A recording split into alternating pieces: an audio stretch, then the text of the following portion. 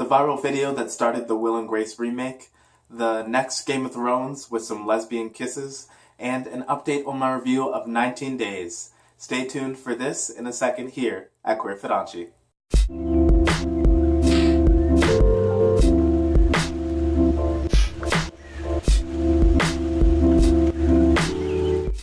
Hi, my name is Devin Jackson Randall, or DJR, and welcome to Queer Fudanshi. Today is Wednesday, and that means it's time for the last week's queer reviews, where I update you guys on the reviews that I did in the past week on the blog. This will be a quick review, a quick, just so you know, conversation, which will have spoilers.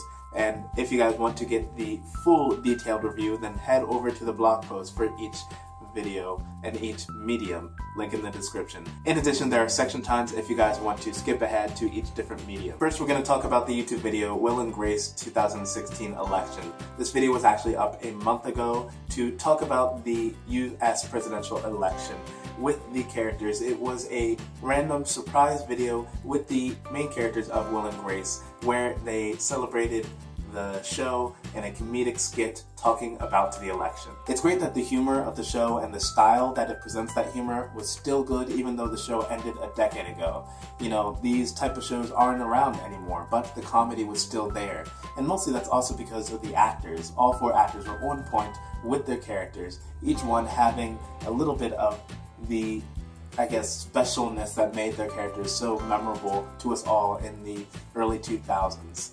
Specifically, there were lots of bits like Grace's opera singing, terrible, Jack's Jack talk, however you did the thing, and there was just lots of fun and nostalgia and lots of good comedy. You guys should go check it out. My rating for this video is a 5 out of 5. I enjoyed every second of it, and I think you guys will too. Next is more of an echo blast than a review, and it is for Westworld. If you guys don't know, Westworld is a new show. It's only in its first 6 episodes, but it is on HBO, so it'll only have 10 episodes for the season. It is a sci-fi thriller that's based off of an earlier movie back in the 70s, I believe. The premise is that it is a futuristic theme park, a kind of amusement park that's set in American Western. And of course, they can be whatever they want. They can be the hero, they can be the villain, they can do lots of dirty things to the inhabitants who are basically robots. And of course, in a twist,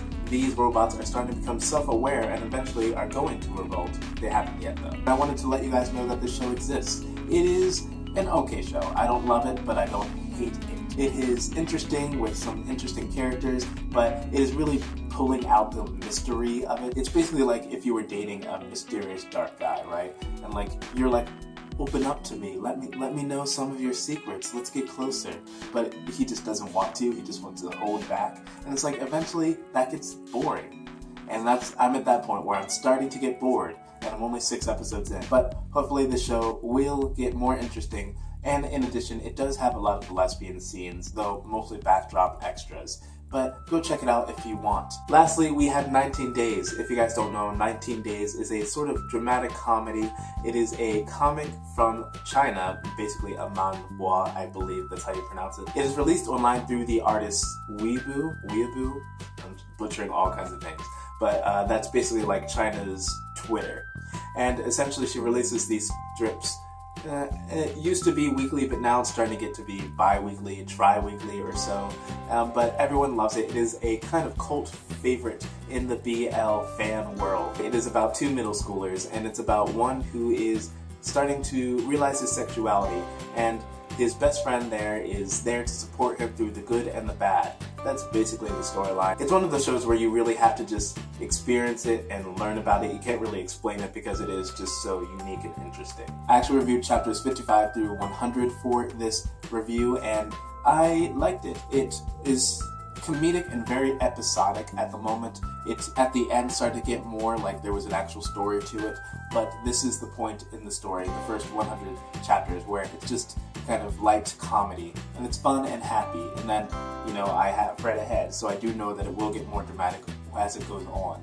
But it's nice, happy, light comedy between 2 best friends who get in these very awkward, kind of like shipping situations, and it's really just fun. It's just light, happy fun. In addition, I have noticed that the artwork did transition and get better as it went on, even in these first 45 chapters. And in addition, the story really started to evolve and become more.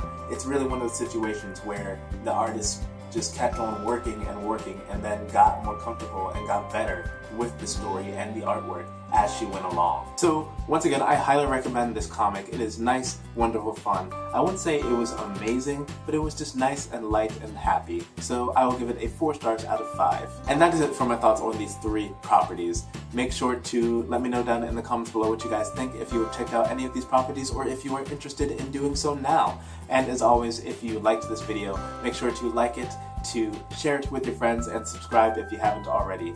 Queer Fudanshi tries to share LGBTQ and BL media through news, reviews, and good conversation. So let's get talking. Bye.